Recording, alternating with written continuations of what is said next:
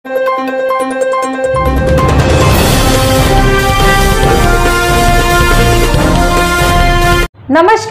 मैं जूली तिवारी हर समय आपके साथ न्यूज में आप सभी का स्वागत है।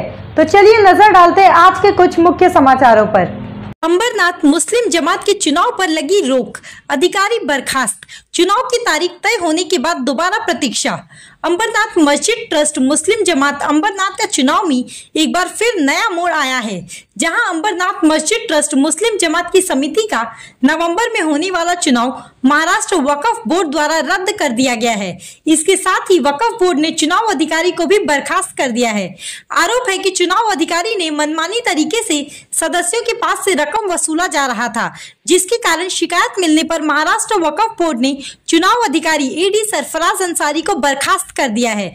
यह जानकारी एडी आसिफ पठान, महमूद मीरा सैयद व शौकत शेख तथा अन्य लोगों ने पत्रकार परिषद में दी है।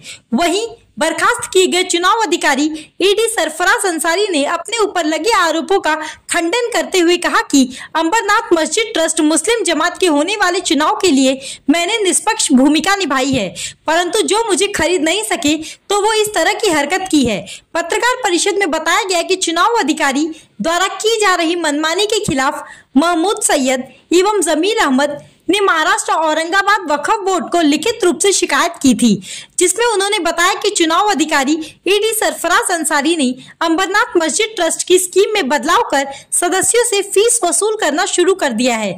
इसके साथ ही वह पूर्व ट्रस्टियों को एक तरफा समर्थन कर रहे थे। महाराष्ट्र वक्फ बोर्ड ने प्राप्त शिकायत को संज्ञान में लेते हुए उक्त चुनाव पर तत्काल रोक लगाते हुए चुनाव अधिकारी को भी बर्खास्त कर दिया है। मीरा सैयद ने कहा कि इस मामले पर हमने कई कमेटियों की बैठक ली थी, जिसमें कहा गया था कि मुस्लिम जमात के इस चुनाव में किसी भी तरह की राजनीतिक गतिविधियां न हो, जिन पर अनेक कमेटियों ने अपनी सहमति जताई। यहाँ तक कि डॉक्टर जुबेर भी सहमत है। आसिफ पठान ने सभी मुस्लिम भाइयों से कहा है कि जल्द ही चुनाव की अगली तारीख की घोषणा की जाएगी। इसके साथ ही उन्होंने विशेष अपील करते हुए कहा है कि किसी भी तरह की अफवाहों पर ध्यान न दे। महमूद सैयद ने भी लोगों को समझते हुए कहा कि वह धीरज रखे, चुनाव जल्द होगा। वहीं शौकत शेख ने सभी पत्रकारों का आभार व्यक्त किया। इस अवसर पर शमीर शेख, जफर खान, याकूब मीरा सैयद, सकलीन आबिद आदि उपस्थित थे। लोगों के सामने भी जाना जरूरी था, बहुत जरूरी थी जाना। फिर जब लेटर आया, लेटर के बाद में हम लोगों ने यहाँ पे जो प्रेस किए, उसके बाद में गलत अफवाह उड़ने लग गई कि ऐसा है, वैसा है, ये है, वो फलाना है। मतलब जो कायदे की बात थी उस पर ध्यान नहीं दिया जा रहा था, फालतू बातों में ध्यान दिया जा रहा था।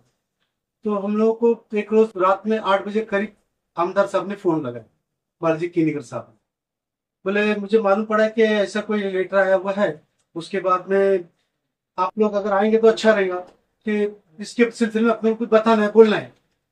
हम लोग तुरंत ताबड़तोड़ रात में उनको कांटेक्ट किए। कांटेक्ट करने के बाद सवेरे बताया कि सवेरे आप लोग आए। हम लोग जब सवेरे गए वहां पे, सवेरे हार्डली समझो कि हम लोग 8 बजे के वक्त में गए, 7:30 8 बजे के वक्त में गए थे। उनसे बातचीत की, बोले देखो मैं अंबरनाथ के अंदर एक अमन और शांति चाहता हूँ, और आप लोगों के कमेटी का मैं सुना हूँ। अब जो बीत गया, लेकिन अब की बार जो अगर होना है तो मैं कुछ बीच में इंटरेस्ट लूँ तो आप लोग बोलो तो मैं कुछ, तो सब हमारा कोई ये नहीं है, आप जैसे बोलो। नहीं बोले मेरा एक है कि आप पूरे आपके जितने समाज के लोग हैं आप समझे बैठे, और मैं आपको कुछ ओपिनियन बताता हूँ, आप उस तरीके से करने की कोशिश करेंगे क्या? मतलब आप बताएंगे जरूर, अगर अच्छा लगा तो जरूर करेंगे। तो हम लोग को कुछ अच्छा लगा उसमें, तो फिर एक टाइम मुकर्रर हुआ जिसमें डॉक्टर जुबेर, माशाल्लाह, बालाजी किनीकर साहब और दूसरे 2-4 लोग थे, जिसमें डॉक्टर के यहाँ पे हमारी बातचीत हुई। बातचीत होने के बाद में आमदार साहब ने कुछ बातें रखी कि भाई इस तरीके से होना चाहिए, आपस में मिल बांट के होना चाहिए, कुछ उनके कुछ आपके कुछ ऐसे। और 1-2-4 मीटिंग लगी तो हरकत नहीं, उनके साथ बहुत से मतलब गुफ्तगू चली, बहुत सी बातें हुई। तो उस पर अभी उनका भी चल रहा है, चर्चा चल रही है, उस पर भी उनकी, हम लोग की भी चर्चा चल रही है। कहने का मकसद ये था कि हम अंबरनाथ पे अमन चाहते हैं। हम ये नहीं चाहते कि जमात के हिसाब से कुछ लफड़ा हो, जमात से कुछ गलत फहमियां दूर हो। हमारा कहने का मकसद ये था, जब वो अधिकारी अपॉइंट हुआ उस वक्त में हमारे पत्रकार यूसुफ भाई वहां पे मौजूद थे। उन्होंने उसको किस तरीके से पेश आए, नहीं आपको पैसे देना पड़ेगा।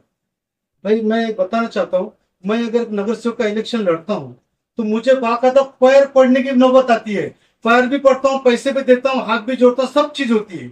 यहाँ एक पहले ऐसे हम लोगों ने देखा कि मतलब मुस्लिम कमेटी का जो इलेक्शन होने जा रहा है जमात का, उसके अंदर कैंडिडेट से पैसे लिए जा रहे हैं, कैंडिडेट से टाइम लिया जा रहा है, कैंडिडेट से हर तरीके के मतलब हर तरफ से टॉर्चर किया जा रहा है। किसको? कैंडिडेट को नहीं, वोटर से पैसे भी लिए जा रहे हैं, वोटर से किया जा रहा है। हमारे कहने का मतलब ये था, हाँ, हमने उनको समझाया कि देखिए हमारे जो यहाँ का जो तबका है, गरीब तबके का लोग हैं, आप वहाँ के हमने 200 बोल रहे, 500 बोल रहे, मेरे से 100 लिए थे, 100 रुपए लिए थे। अच्छा, एक फॉर्म। अभी नेक्स्ट टाइम वापस आए, 90 रुपए और बढ़ा दिए। कितने हो गए? 200, 190 रुपए। अच्छा, अंडरटेकिंग फॉर्म अलग। मैंने आज तक समझा कि मैं जो भी हम लोगों ने आज, आपको मालूम है नगर से होने की वजह से मतलब कितनी तकलीफें उठानी पड़ती है सामने वालों को, क्या क्या नहीं करना पड़ता है। हम लोग वहां पे जाते, तहसीलदार में वोटरों के फॉर्म भरते, सब कुछ भरते, एक साइन पे हो गया काम खराब। यहाँ पे ये अधिकारी 190 रुपया मांग रहा है, समझ भाई, 190 रुपया मांग रहा है, और प्लस 3 आपकी 4 पीढ़ी 5 पीढ़ी हो गई यहाँ पे, तो भी आपको 4 लोगों की साइन लगी। वो भी साइन कैसे लगी? 2 लोगों की गवाह के तौर पर। जो वो इलेक्शन के अंदर पहले जो था यादी में नाम, वो शख्स आपको साइन करना चाहिए, वरना अगर कोई नगर सेवक, नगराध्यक्ष भी आपको साइन किया तो नहीं चलेगा, आमदार ने भी साइन किया तो नहीं चलेगा, बाकायदा वो वोटर साइन करने के लिए आपको चाहिए। तो ये कौन सा नियम है? लेकिन उन्होंने क्या हमको अपॉइंट किया? किसने अपॉइंट किया? वक्फ बोर्ड ने किया। हम, अच्छा सुनो ना, मैं क्या कहता हूँ, तो वो जमात वाले का भी काम था, उससे पूछना चाहिए था, बोलना चाहिए था, भाई लोगों को ये तकलीफ हो रही, ये तकलीफें नहीं होनी चाहिए, और इतना पैसा नहीं लेनी चाहिए, आप पैसा कम करो। उन्होंने नहीं सुना। हम लोग वहां पे गए, हमारी पूरी जमात वाले सब, आसिफ भाई, शौकत भाई, हमारी पूरी टीम है, अभी नाम जितना लोग तक, हमारी पूरी टीम गई। हमने एक सवाल किया उनसे, भाई हमारे यहाँ के लोगों से कैंडिडेट जब खड़ा होगा उनसे पैसे लेंगे, चलेंगे, वोटर से आप पैसे क्यों ले रहे?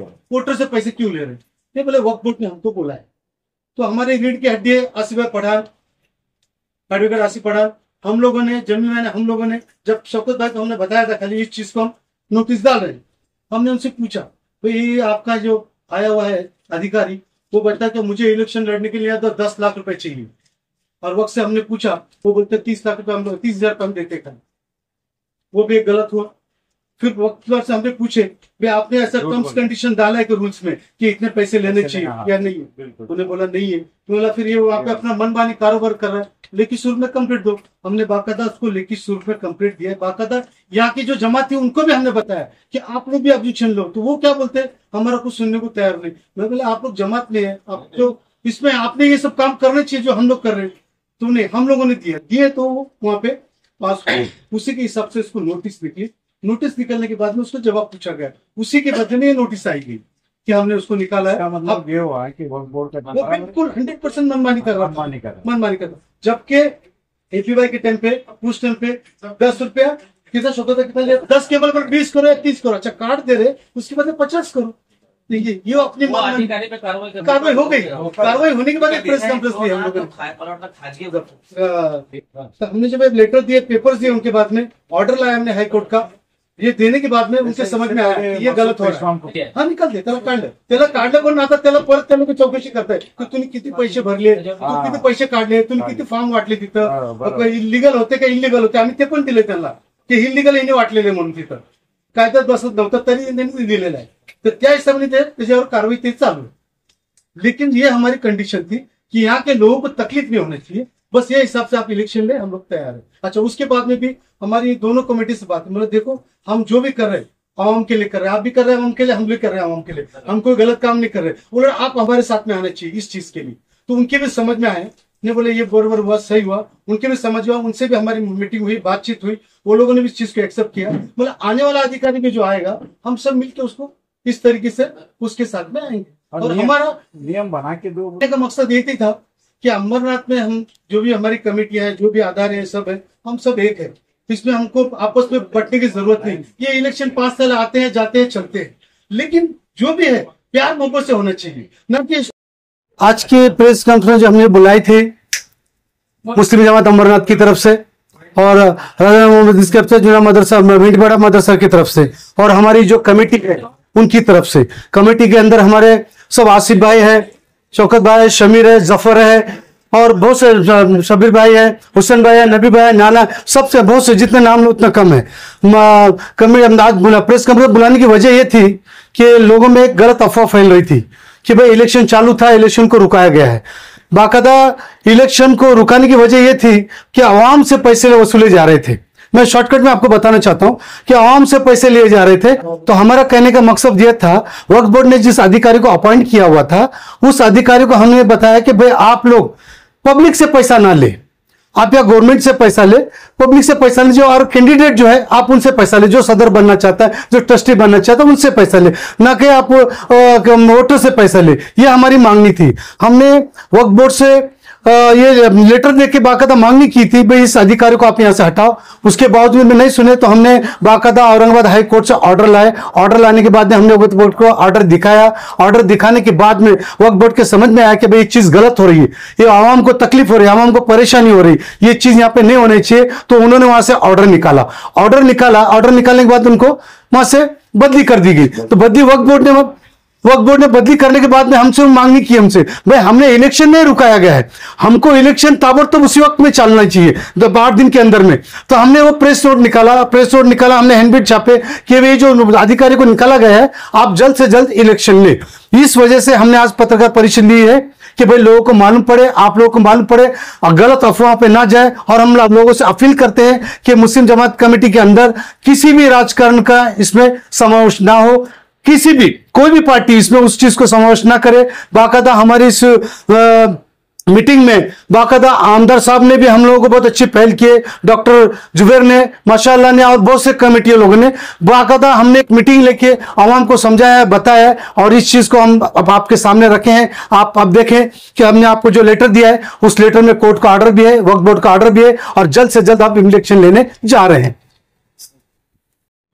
इस सिलसिले में वक्फ बोर्ड की तरफ से हमको बहुत सहकार्य मिला है, इसलिए मैं वक्फ बोर्ड का बहुत शुक्रगुजार हूं, खास करके हमारे सीओ साहब का और वक्फ बोर्ड की पूरी टीम का, जिन्होंने वक्फ बोर्ड चेयरमैन का और सभी वक्फ बोर्ड के सभी अधिकारियों का, मैं मेंबरों का, सबका तहे दिल से शुक्रिया अदा करता हूं। और मैं समझता हूं कि वो लोग अब जल्द से जल्द डिसीजन लेने वाले हैं, इलेक्शन लेने वाले हैं। उनका फिर भी एक दफा मैं अमरात की तरफ से उनका सब वक्फ बोर्ड वालों का शुक्रिया अदा करता हूँ। हमारी सभी की जानिब से शुक्रिया अदा करता हूँ, आपने अपना कीमती वक्त दे के यहाँ पर आए और हमारी बातें सुने। और मैं भी एडवाइस यही करूँगा कि जो इलेक्शन का जो सिलसिला शुरू हुआ है वो कभी रुकना ना पाए। और मेंबर से भी मैं गुजारिश करूँगा ज़्यादा से ज़्यादा मेंबर बनकर इस जमात के हाथ को मजबूत करे और इस जमात को भी मजबूत करे, और मुसलमानों के लिए एक अच्छा संदेश दे कि इसमें जमात में अच्छे लोग जो भी खड़े रहने वाले हैं उनको चुने वो अपने अधिकार से। वो अधिकार आपको मिला है तो उसका इस्तेमाल करें और ज़्यादा से ज़्यादा मेहनत करके मेंबर भी बने। अगर आपको खड़े भी रहना है तो आप खड़े भी रह सकते हैं, यह अधिकार आपको कानून ने दिया है। जिसको अपनी मर्जी का इलेक्शन में हिस्सा लेना है वो ले सकते हैं। तो आप पहले मेंबर तो बनो तो आपको अधिकार आ जाएगा। तो मैं हमारी टीम की तरफ से जो भी आज यहाँ पर पत्रकार परिषद रखे आप तमाम ही पत्रकारों का शुक्रिया अदा करता हूँ। और आने वाले इलेक्शन में भी आप लोग अच्छे से न्यूज़ करेंगे ये उम्मीद करता हूँ। Thank you. तो आज के लिए बस इतना ही, कल फिर मिलेंगे इसी समय इसी चैनल पर। तब तक के लिए मुझे दीजिए इजाजत। धन्यवाद।